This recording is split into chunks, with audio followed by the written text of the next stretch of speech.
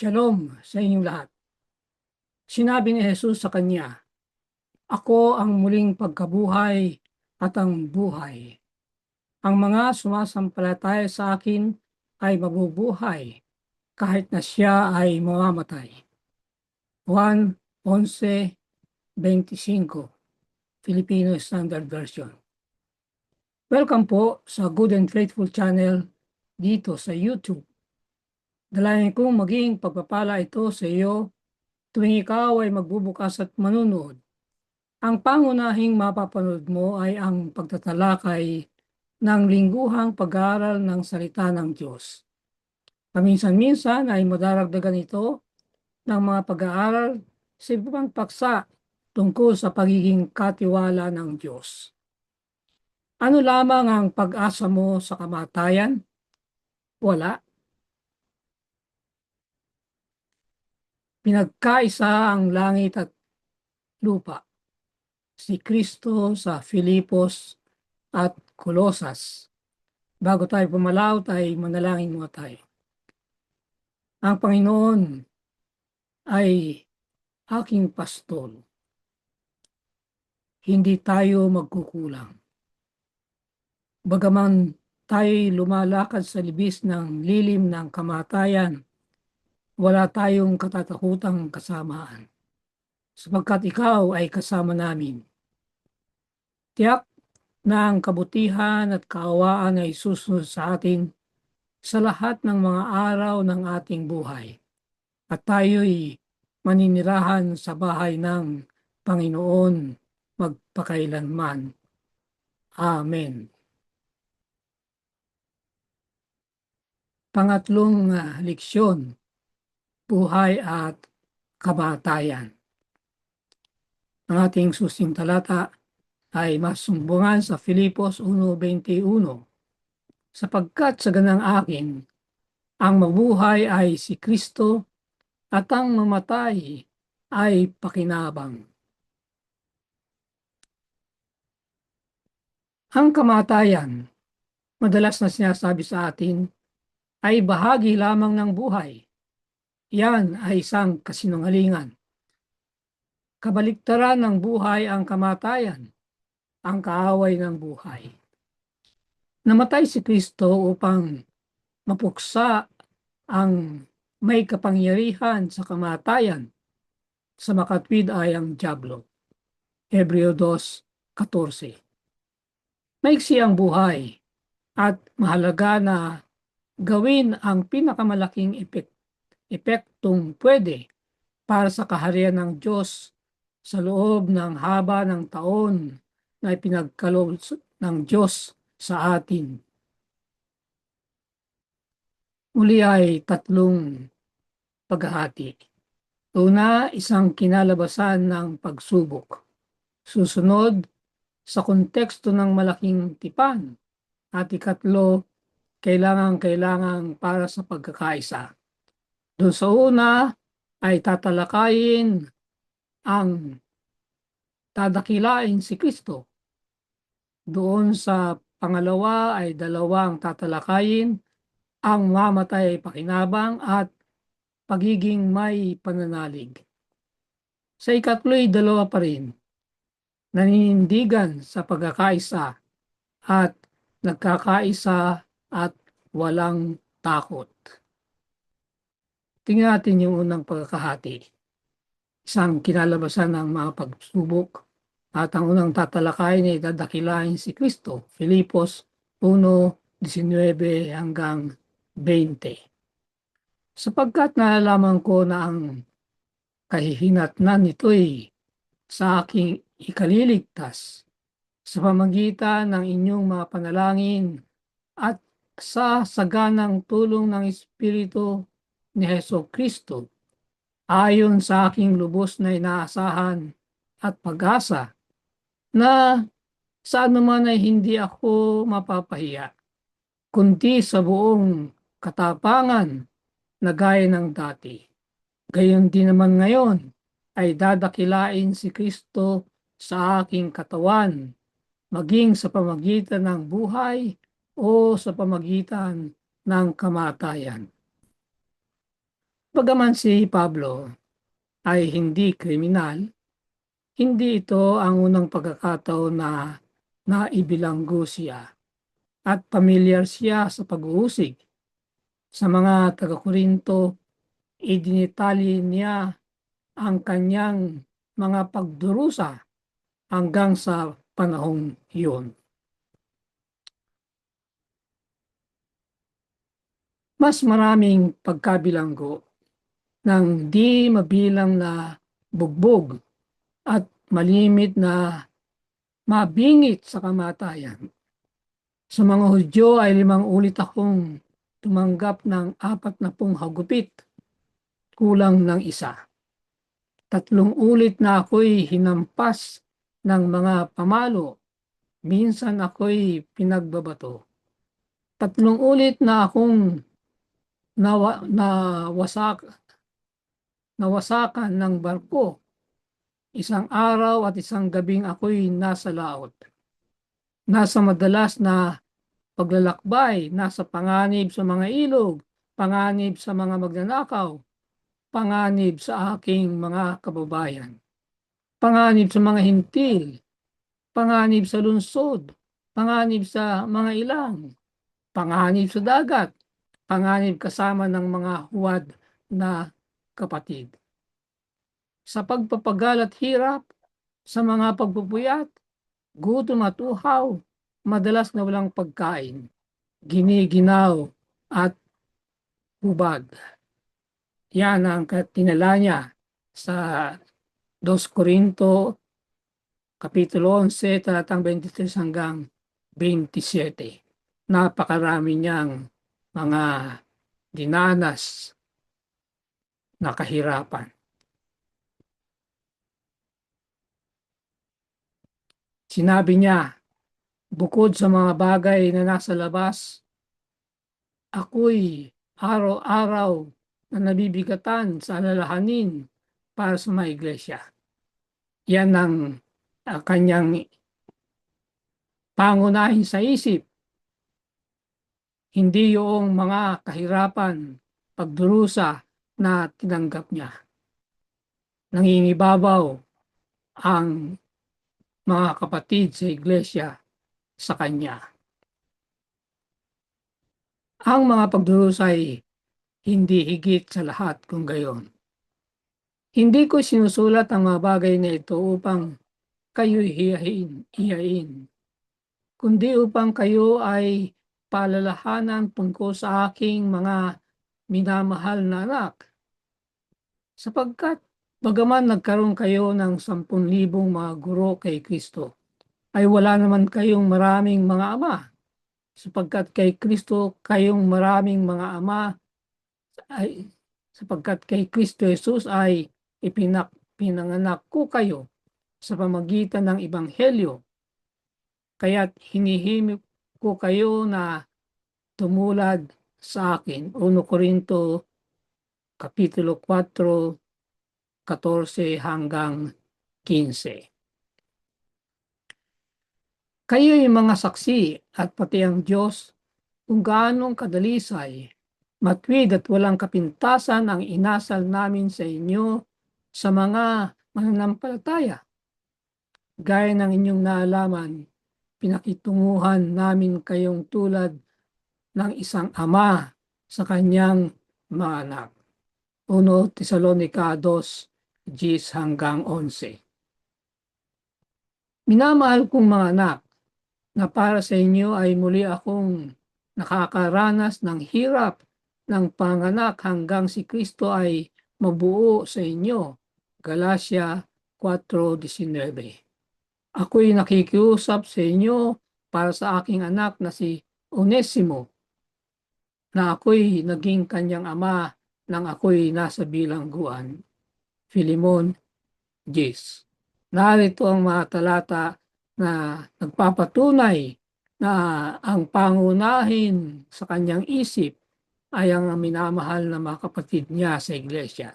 Hindi yung pagdurusang napakarami na kanyang dinanas. Pinakamakapangyarihan upang maluwalhati ang Diyos. Gaya ni Jesus, na ginawa ang lahat upang iligtas tayo. Nahanda si Pablo na gumugol at gugulin para sa kapakanan ng mga kapwa mananampalataya. 2 Corinto 12:15. Ngunit mala kabalintunuan habang lalong ang kilos ng tao ay kamukha ng kay Jesus, mas kakaunti silang minamahal o pinapahalagahan ng iba. Sabi sa 2 Timoteo 3:12, ang lahat ng ibig mabuhay na may kabanalan kay Kristo Jesus ay daranas ng pag-uusig. Subalit natili ang matatapat na Kristiyano ay marahil ang pinakamakapangyarihang paraan upang maluwalhati ang Diyos at upang ibunyag ang katotohanan ng Ebanghelyo. Ang pasensya at pagiging masayahin ni Pablo sa panahon ng mahaba at hindi makatarungang pagkakabilanggo ang kanyang lakas ng loob at panampalataya ay isang nagpapatuloy na sermon. Acts of the Apostles, page 464. Pangalawang pagkahati sa konteksto ng malaking tunggalian at tatalakayin ang mamatay ay pakinabang. Filipos 1:21-22. Sapagkat sa ganang akin, ang mabuhay ay si Kristo at ang mamatay ay pakinabang. Ngunit kung ako ay mabubuhay sa laman, ako'y magiging mabungang pagpapagal para sa akin. Ngunit hindi ko alam kung alin ang aking pipiliin. Kung sakaling hindi mo napansin, lahat tayo bilang manampalataya, lalo na, ay kasangkot sa malaking tunggalian na nananalantas sa palibot natin. Sa totoo lang, sa loob din natin, lahat tayo sa isang paraan o iba pa ay nararanasan ang realidad nitong kosmikong pakibaka at gagawin natin hanggang sa araw na mamatay tayo. Kahit kailan o sa paanong paraan na mangyayari. Ang mga sandata natin para sa gerang espiritual. Ang pinaka nakakamatay na mga sandatang espiritual ay mga idea, mabutit masama. Gumagamit si Satanas ng pagpuna, pagkakanulo, kahihiyan, takot, panggigipit ng kaedad, at isang hukbo ng katulad ng mga kagamitan na hinding-hindi dapat ginagamit ng mga Kristiyano. Gagamit tayo dapat ng pag-ibig, awa, kapayapaan, kahinaunan, matiisin, kabaitan, at pagtitimpi. Ang ating pinakamakapangyarihang sandata, maingat na paggamit ay ang salita ng Diyos gamit ng Espiritu Santo. Dahil ang Diyos lamang ang maaaring dalhin ng katotohanan pauwi sa puso ng isang tao. Tayo'y instrumento lamang na ginagamit ng Diyos upang magampanan ang layunin niya. Tagumpay sa kamatayan. Dahil sa ang labanan ay espiritual, tayo'y nasa isang gera na ang mga ideya at prinsipyo, gayunman, napanalunan ni Kristo ang tagumpay sa krus para sa atin. At hanggang natili tayong konektado sa Kanya, hinding-hindi tayo matatalo kahit kung mapatay tayo.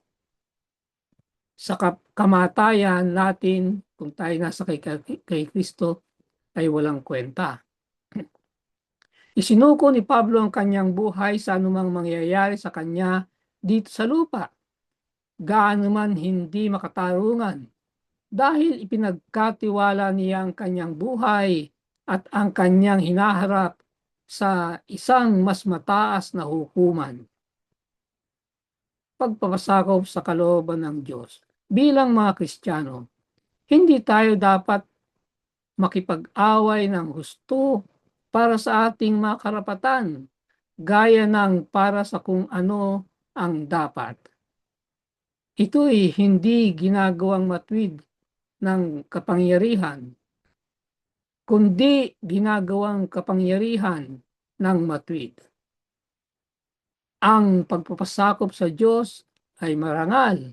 Sa katotohanan, ito'y ang paraan lamang upang maging matagumpay sa gera kung saan masusumpungan ang ating sarili. Si Jesus, siyempre, ay ang ganap na halimbawa ng pagpapasakop sa kalooban ng Diyos, gaya ng palilitawin ni Pablo sa Filipos 2. Pangalawang pagtatalakay, ang pagiging may pananalig. Filipos 1:23 at 24.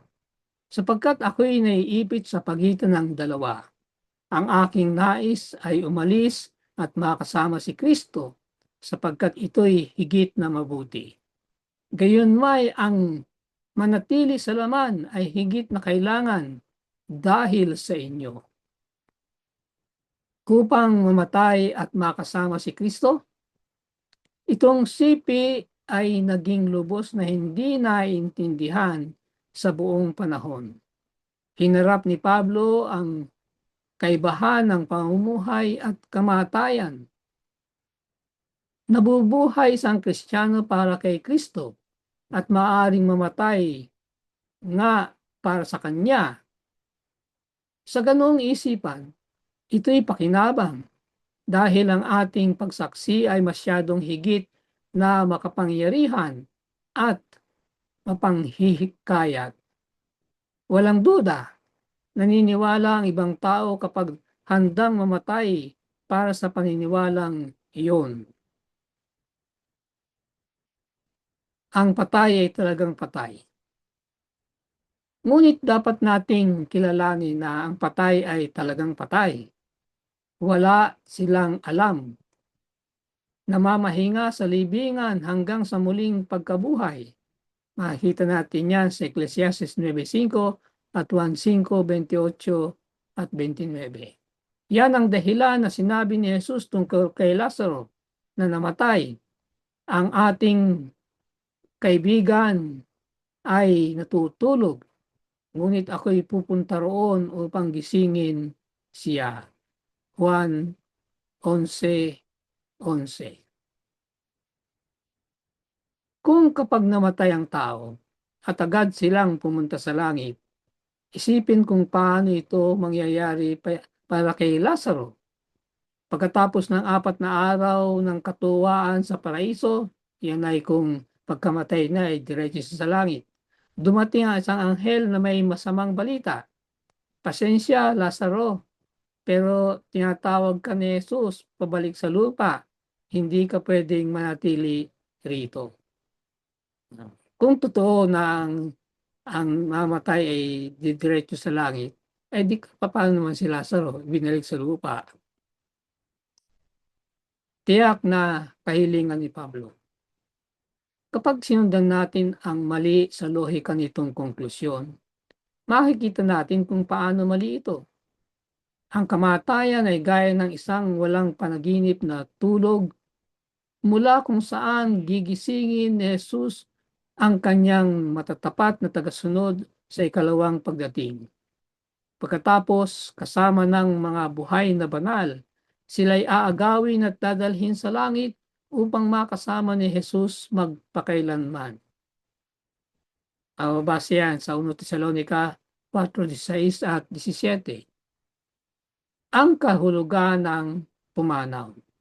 Pumanaw mula sa kasalukuyang buhay upang makasama si Kristo ay nangangahulugang makakasama siya sa pagdurusa at mamamatay, 2 Timoteo 4:6, upang makamit ang muling pagkabuhay mula sa mga patay, Filipos 3:11. Kung ang namatay ay diretso sa langit, bakit sa ikalawang pagparito ay bubuhayin ng mga namatay? At saka nababatid na ang pagpikit ng mga mata sa kamatayan at nasa isang kisap mata ay makikita si Jesus na dadalhin ang lahat ng bayan ng Diyos sa lugar na nihanda ni Jesus para sa lahat ng umiibig sa Kanya. Juan 14:3 at 1 Corinto 2:9. Bagaman nahandang mamatay para kay Kristo, alam ni Pablo na mas mabuti para sa mga taga-Filipos kung siya'y natiri sa laman o ibig sabihin ay buhay. Buong kawili-wili para sa mga Kristiyano kung ito'y mas mabuti na mabuhay para kay Kristo o mamatay para sa Kanya ay hindi kinakailangang madaling sagutin. Si Pablo ay naiipit sa pagitan ng dalawa, talatang 23, sa pagitan ng natiling buhay o magpapahinga sa libingan. Pangatlong pagkakahati, kailangan para sa pagkakaisa. Unang tatalakayin, naninindigan sa pagkakaisa, Pilipos 1:27. Ang inyo lamang pamumuhay ay maging karapat-dapat sa Ebanghelyo ni Kristo, na kahit ako ay dumating at kayo'y makita, o wala man sa harap ninyo at mabalitaan ko ang mga bagay patungkol sa inyo na kayo'y naninindigan sa isang espiritu, na may isang isipan na magkakasamang nagsisikap para sa panampalataya ng Ebanghelyo. Panalangin ni Jesus para sa pagkakaisa. Ang huling panalangin ni Jesus para sa kanyang malagad ay pinangibabawan ng isang susing tema, pagkakaisa. Tumingin si Jesus lagpas sa krus sa muling pagpipisang kasama ng kanyang Ama at tayo. Ama, nais kong ang mga binigay mo sa akin ay makasama ko kung saan ako naroon upang makita nila ang kaluwalhatiang ibinigay mo sa akin.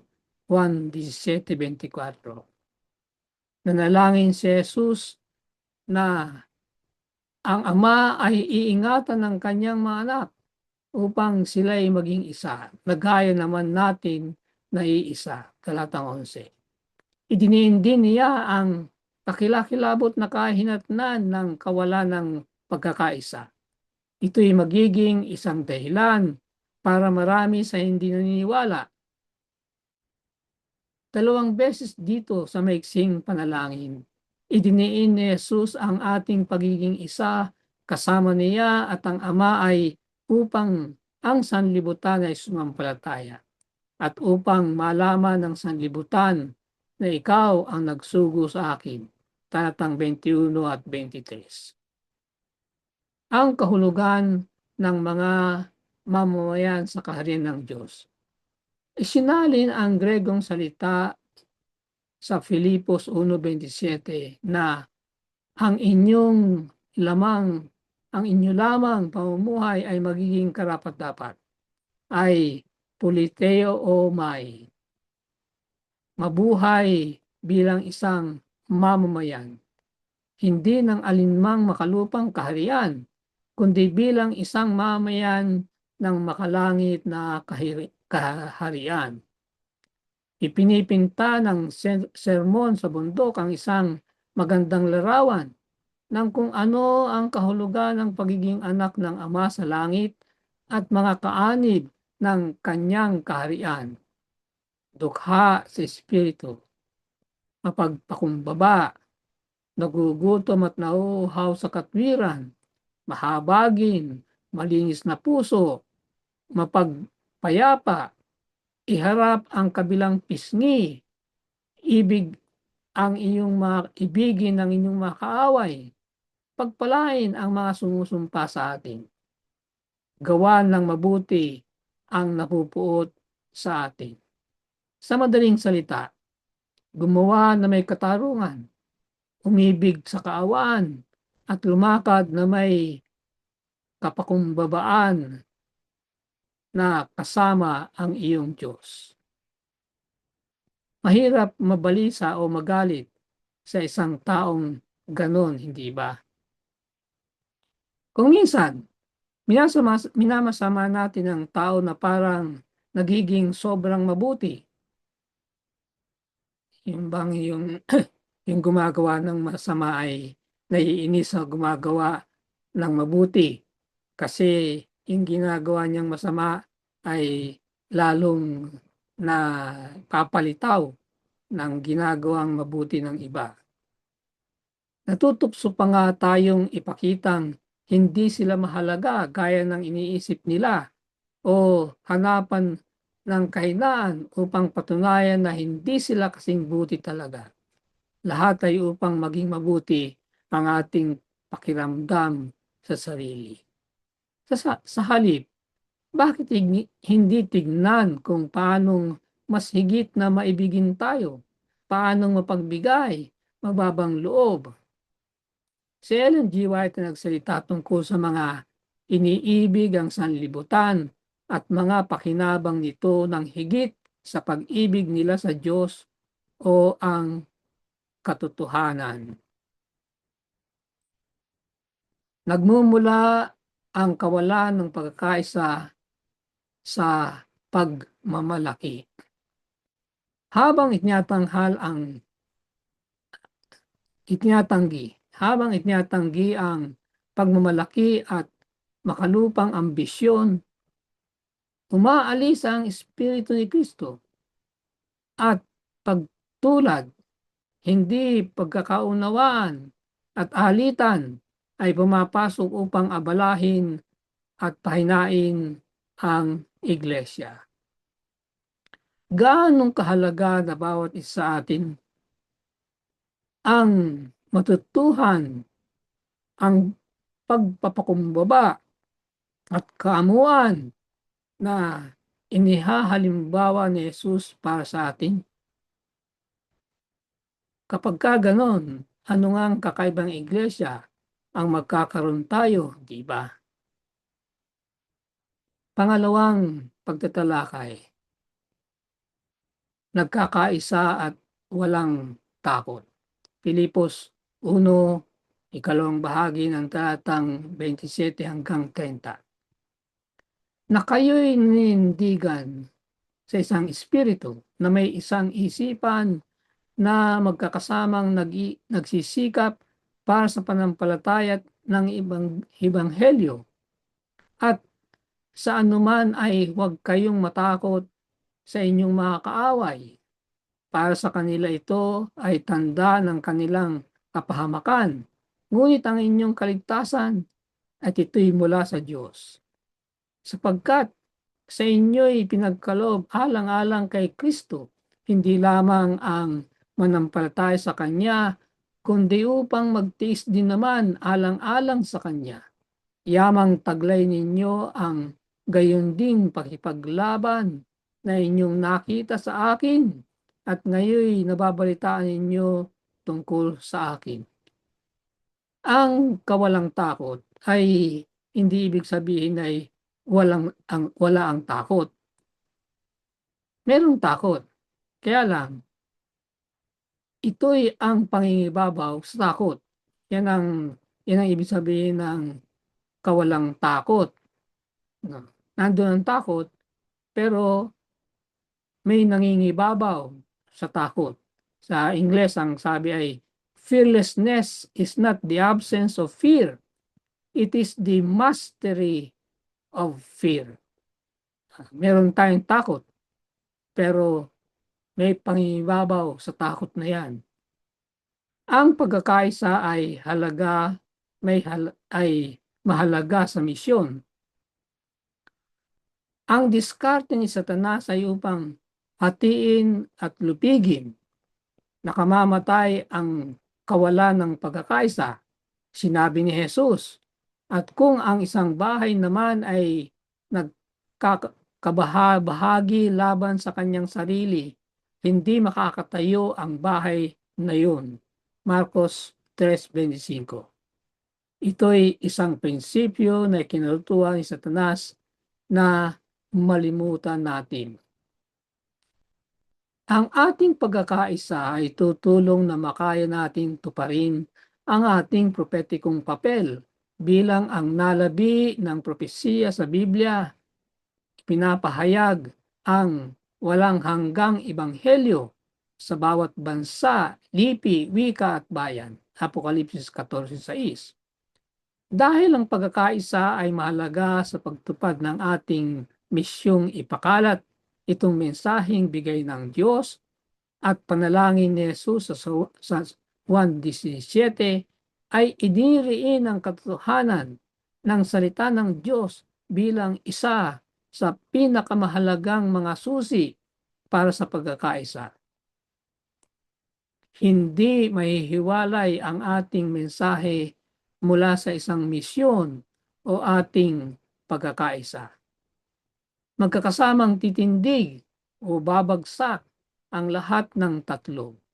Kung isa dito sa tatlong susi ay mawala, hindi tayo magtatagumpay. Gayunman, kung mailugar natin ang tatlo, walang katatakutan. Hindi natin kailangan sa anuman ay matakot. So, posisyon. Si Satanas ay isang talunang kaaway. Kahit kung tayo'y papatayin para sa ating panampalataya, walang maaring makakapinsala sa atin kung tayo'y masigasig sa paggawa ng mabuti. 1 Pedro 3:13. Ang diablo ay walang kapangyarihan para hadlangan ang pagsulong na martya ng katotohanan ng Diyos. Ang pagdurusa, isang tunay na Kristiyanong karanasan. At ang hindi nagpapasan ng kanyang krus at sumunod sa akin ay hindi karapat-dapat sa akin. Mateo 10:38. Na pinakamalakas ang mga kaluluwa ng mga alagad at pinapatatag ang loob nila na manatili pa sa panampalataya. At sinasabi na sa pamagitan ng maraming mga kapighatian ay kailangang pumasok tayo sa kaharian ng Diyos. Mga Gawa 14:22. At kung ang mga anak ay mga tagapagmana rin, mga tagapagmana ng Diyos at mga kasamang tagapagmana ni Kristo, kung tunay ngang nagtitiis tayong kasama niya upang tayo walhatin namang kasama niya. Roma 8:17. Tunay ng lahat ng ibig mabuhay na may kabanalang kay Kristo ay daranas ng pag-uusig. 2 Timoteo 3:12. Sa mga talatang ito, makikita natin na normal na karanasan sa isang Kristiyanong sumusunod sa Diyos at nagpapalaganap ng kanyang gawain sa lupa ay makakaranas ng mga kahirapan. Malinaw yan sa mga talata. Nagdurusa para magbigay kasiyahan kay Kristo. Ang buhay mismo dito sa nagkasalang daigdig ay mahirap kahit para sa pinakamabuti sa atin. Si Job ay isang matuwid na tao. Nagsasabi kahit ang Biblia na siya ay walang kapintasan, matuwid, may takot sa Diyos at tumatayo sa kasamaan, lumalayo sa kasamaan. Job 1:1. At gayon din, sa loob ng isang gabi, hinagupit ng kalamidad siya at ang kanyang pamilya. Sino ang hindi natutuhan alinman sa pamamagitan ng personal na karanasan o sa pagkakita ng nangyari sa iba na ang buhay dito ay isinasakabuhayan. Ito'y parang ang isang bangin na hindi mo alam kung kailan ka tatawid sa gilid. Ang pagdurusa sa ilang antas ay ang karanasan ng marami sa atin. Sa wakas, gayunman, mas mabuti ang magdusa para kay Kristo kaysa para sa anumang iba pa. Pangwakas na salita. Mula sa Papag, Tulos, Bartolina, Lungga, Kuweba ng Lupa, narinig niya ang sigaw ng tagumpay ng martir.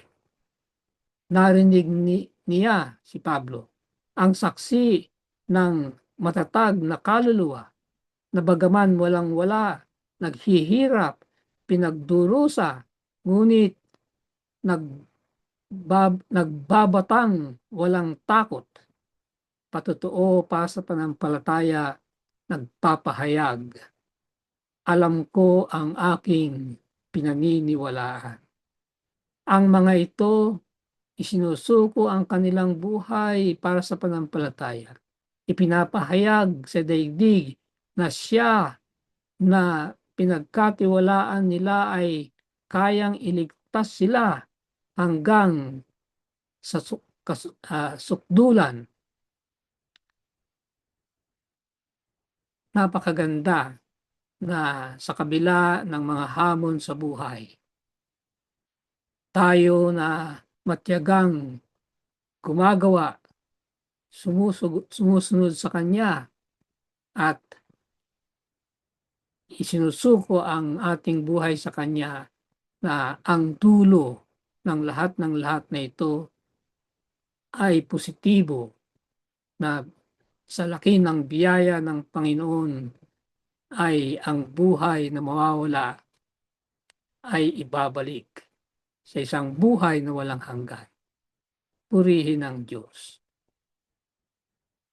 Ang dalangin ko para sa iyo, sa ngalan ng ating Panginoong Hesus, ang muling pagkabuhay at ang buhay.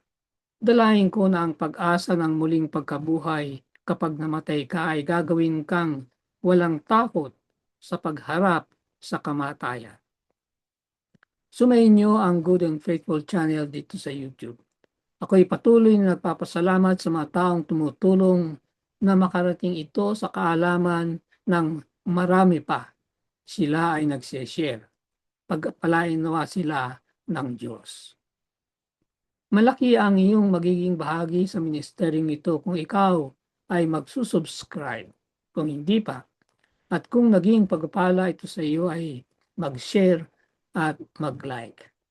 I-click na rin ang notification bell upang kagad ay malaman mo kapag may bagong video.